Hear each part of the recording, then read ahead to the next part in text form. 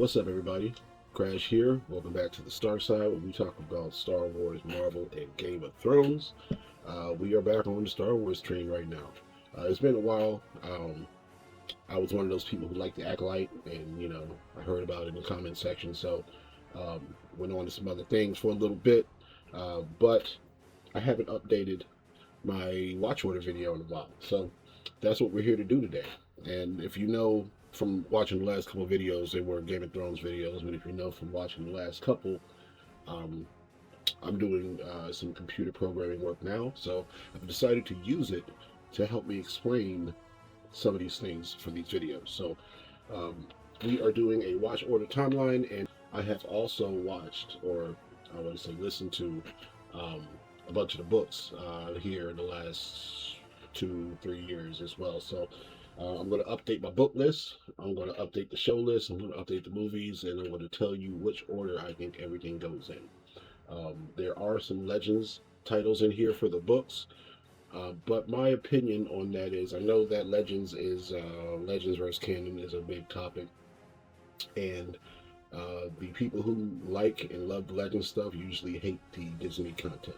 That's usually the way it is. If you like both, you're probably going to like this channel.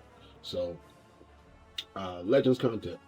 Some of the stuff, in my opinion, either some of the stuff that does not connect to any of the books or shows that have appeared just yet, like the Darth Bane stuff, or some of the stuff that directly connects to a movie that might just happen to fall in Legends, like Darth Plagueis. Um, I'm considering those to be in my canon, right? Unless something comes along that changes the outcome of those movies, to me, right now they're canon. So nothing big enough has come in. Darth Plagueis and the Phantom Menace pretty much coincide with each other, and there's a couple other things that happen like that as well. So haven't read everything, still working my way through it, and like I said, I'm doing that on Audible because my job is 30 miles away from my house, so I spend a lot of time in the car. But right now, go ahead and get into my 2026 Star Wars watch order. Okay, first up we have the Old Republic Revan. That's the first thing in the timeline that I've actually read.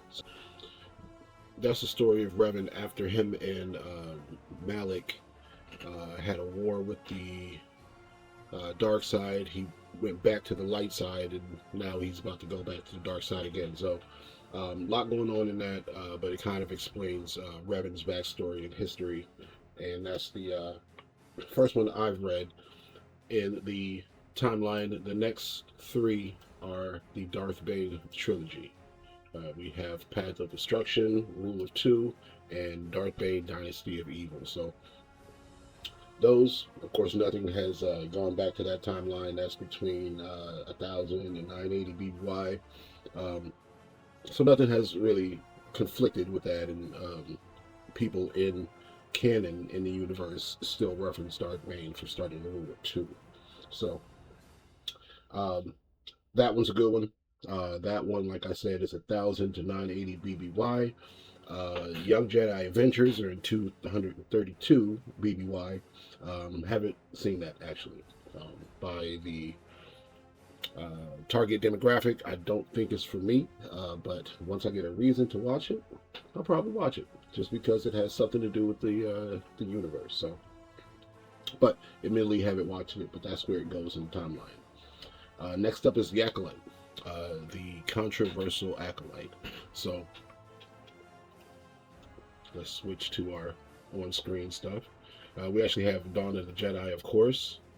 We don't have that much information on it. That's the Young Jedi Adventures, and the Acolyte is here. So, Acolyte, that is the Jedi pretty much showing us how they mess up early before all the events of the prequel trilogy. So the Jedi becoming fallible here kind of distasted some people, and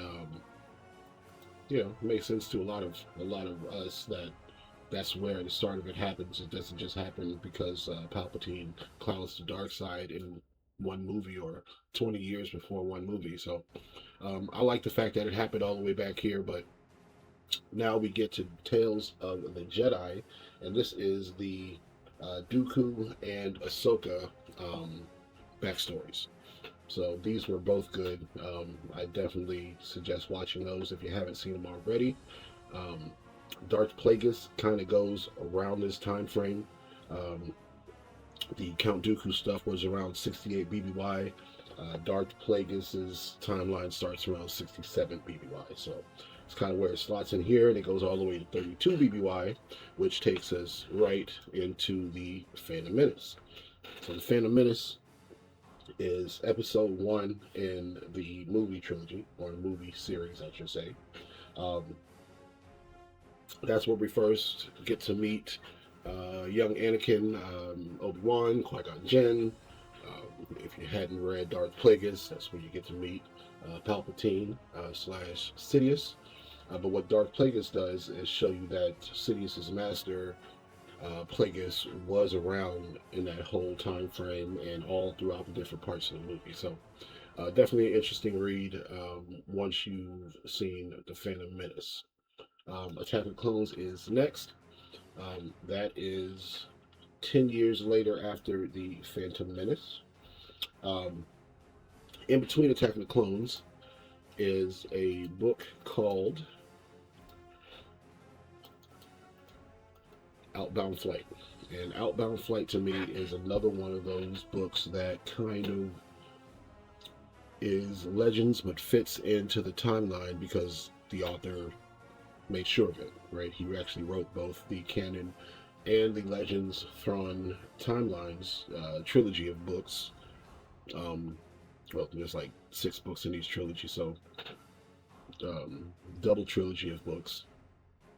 But what he did for this one was connected a character and their death to the canon story as well. So you can kind of view this flashback style book as a canon book, in my opinion, because it still goes with the current canon Thrawn trilogy and the trilogy before, the prequel trilogy, the Thrawn Ascendancy stuff. So that's what I think about Outbound Flight, and that's where it goes in 27 BBY. So right between Phantom Menace and Attack of the Clones. Next, we have the Clone Wars. This is the Clone Wars series that follows the 3 years and 7 seasons between Episode 2, Attack of the Clones, and Episode 3, Revenge of the Sith. So, very good series to explain Anakin's entire backstory, because from Attack of the Clones to Revenge of the Sith, there's a huge change in his mentality and personality, so to speak. And it's because he had a lot of stuff happen to him in that 3-year time period. So definitely good to watch that in between the 2 movies, in my opinion. Dark Disciple is a good book about Quinlan Vos and Asajj Ventress, and that's also around 19 BBY, and that is a canon book. Later on in the timeline, there's Tales of the Underworld, which explains Asajj Ventress's history a little bit, what she's been up to, and then the history of Cad Bane as well. But the beginning of that story for Asajj has Quinlan Vos carrying her to a pond, which is kind of the end of the book. So definitely interesting, definitely connected tissue to the whole universe, though, still. But suggested read for sure. Then we got Revenge of the Sith. We know that's where episode or Order 66 happens in episode 3. If you're like me, you've already seen all the supercuts of the Order 66 stuff online, which is also very interesting how much everything kind of coincides with each other at that point in time, all the different projects. Speaking of that, we got the Bad Batch. That is right after Revenge of the Sith and the Clone Wars. That also has some crossover potential in its very first episode as well. Tales of the Empire is next, which same thing has Barriss Offee looking out at the Jedi Temple at the moment of Order 66. So all that's happening right around 19 BBY, and he's starting or ending around that time period.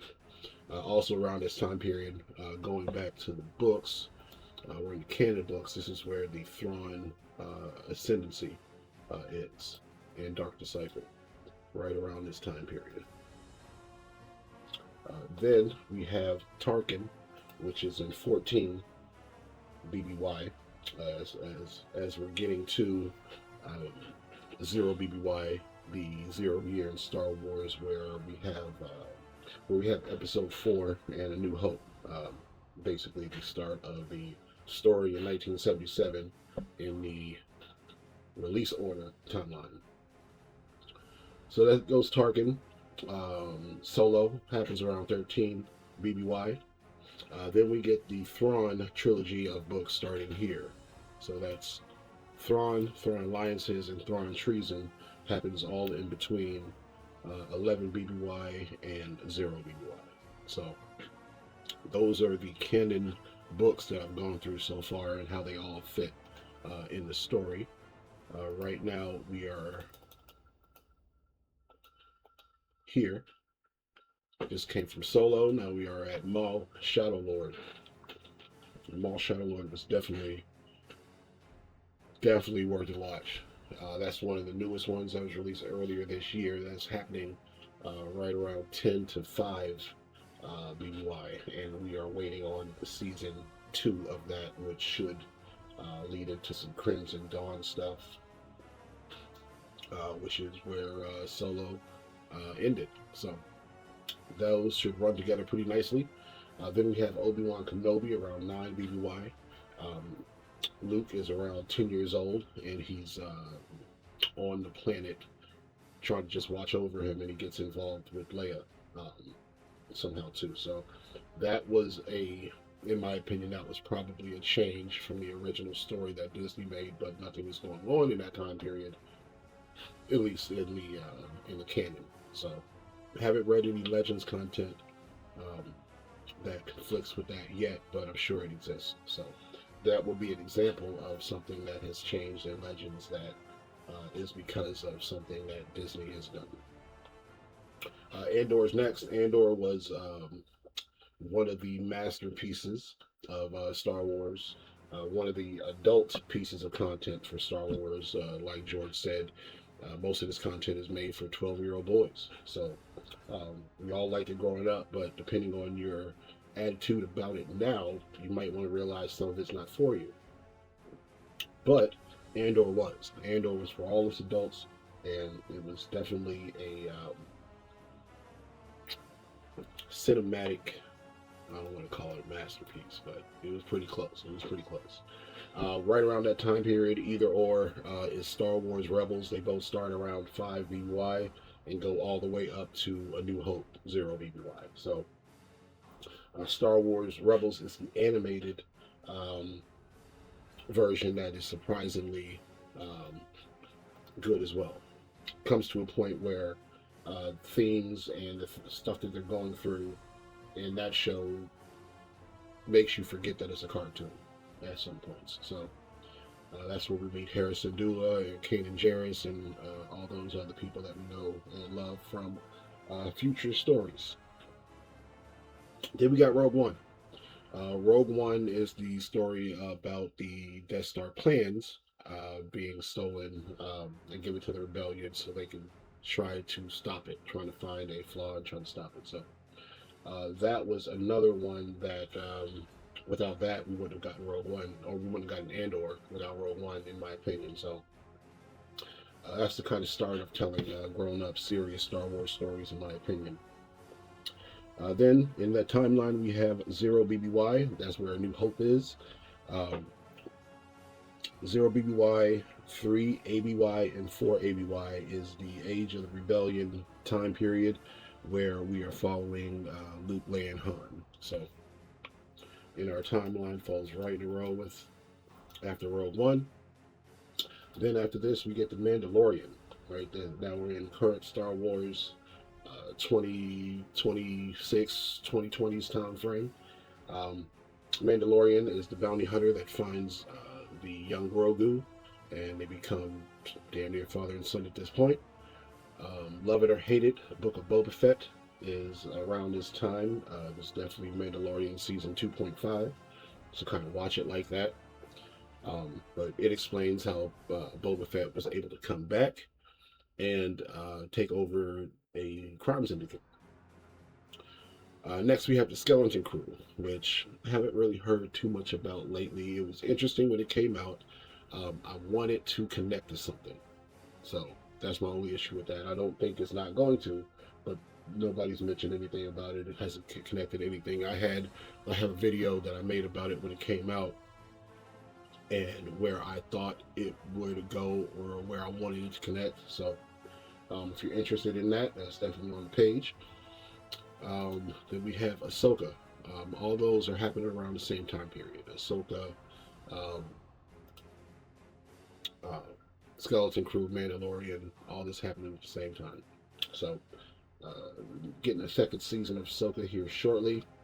They just got back from Peridia with Ezra Bridger, and this era, this time period, is where we have the first conflicting story with Legends, in my opinion, from what I personally read. Right, it is the most important one, and anybody who does not like the Disney content, in my opinion, really wanted these books to be um, episodes 7, 8, 9. So this is where that comes from. Heir to the Empire is the first introduction of Thrawn in the continuity back in 1991.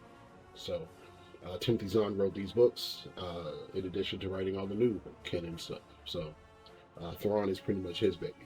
But what he did for Thrawn here was have Luke, Leia, and Han as the main protagonist fighting against the newly or last standing Grand Admiral that they didn't know about. They thought they had gotten them all with the war and the rebellion. So this is the story of him in Heir to the Empire, Dark Force Rising, and Last Command. And his story also continues over Spectre of the Past, Vision of the Future, Survivor's Quest as well. So that's where they thought Thrawn should have gone. And then when Disney purchased it, it did not go there, right? So now we are here with Ahsoka and the Mandalorian and Grogu. And in this time period, Thrawn and Ezra actually went to the unknown regions and were lost out there for years. And being that they were lost out there for years, Thrawn also can't be here to go through all that stuff with Luke, Leia, and Han. So that's where the first disconnect goes. But like I said, some of these other books, Canon or Legends, they still kind of slide in there really nicely. So that's kind of where I keep them. I keep them in my own little Star Wars timeline verse in my own head, and I don't really care. I don't really care what anybody else has to say about it. We are getting season 2 of Ahsoka coming up soon, like I said, also around 9/11 BBY. Filoni has a film to be determined or to be announced shortly, but we've heard about that for a while. Next in the timeline, 30 years later, 40 years later, 25 years later, we got Star Wars Resistance. Also, really haven't seen too much of this. This is another animated series, but this is getting into all the stuff we know from the First Order. So, starting with episode 7 is The Force Awakens, and we have 8, it's The Last Jedi, and The Rise of Skywalker is episode 9. So, those were the prequels that you either Love or hate, but it was Disney's first opportunity to show us that they understood the universe, and some would say that they kind of didn't at the time. So I think they've gotten better. Filoni definitely understands the universe, and he was not in charge back then. So now that he is, we'll see how he goes. Next, we got a Starfighter. Starfighter is coming next year. Release date I have on here is May 28th, 2027. 40 ABY is the time frame that it says here, and that would be 5 years after the Rise of Skywalker. I did hear that it was 10 years after, but it could be a range of time that we're going through in this movie as well. So we also have a new Jedi Order movie that's yet to be named. It's supposed to be the Rey movie. And then after that, what's been announced is a Simon Kinberg trilogy, which is supposed to be 10, 11, and 12. You know, so also 50 ABY plus. So I'm not really sure what's going to be going on there, which characters going to be using. We can assume that Rey is going to be there in some way. Maybe Ryan Gosling, depending on what he's doing. But yeah, so that is it. Now, of course, there is the release order way where you can go A New Hope, Empire Strikes Back, Return of the Jedi, Phantom Menace, Attack of the Clones, Revenge of the Sith, Clone Wars, Rebels, Force Awakens, Rogue One, Last Jedi, Solo, Star Wars Resistance, Mando, Rise of Skywalker, Bad Batch, Book of Boba, Tales of the Jedi, Obi-Wan Show, Andor, Young Adventures, Ahsoka, The Acolyte, Tales of the Empire, Skeleton Crew, Tales of the Underworld, Maul, Mandalorian Grogu, and now we're in the time period of what hasn't come out yet. So now we're expecting Ahsoka Season 2, Starfighter after that, Dawn of the Jedi after that, Filoni's Mandoverse film after that, New Jedi Order film after that, and the Simon Kinberg trilogy to be announced after that. So what's not in here is, of course, the holiday specials and Clone Wars movie. That is off the timeline a little bit, just a tad. The only thing that's coming that we really don't know about, if it still is or not, is the Lando movie. And I mentioned that in the last Watch Order video. So not sure if that's going to be coming or not, but it's still in talks somewhere. That's it for the 2026 version of the Star Wars Watch Order. Like I said, I'm more of a chronological universe watch order guy, so I usually start here and then go through. But that's just me. So let me know how you like to watch it down in the comments. I am excited about Starfighter coming and Ahsoka. Ahsoka 2 should be good. But yeah, other than that, I'm going to continue on this book path. Like I said, if you're really not into reading them, Audible is a good option. And I'm not sponsored by Audible, or I would probably grab them the other books. So, but that's it for me. Just a quick, short, dirty video to update the watch order, and maybe I'll do it every year. Not like that other channel that does it on May 4th, but I'll pick a time sometime out the year and update it again. So come back and see what we decided to do then. Until then, it's Crash Landing, and I'll see you soon.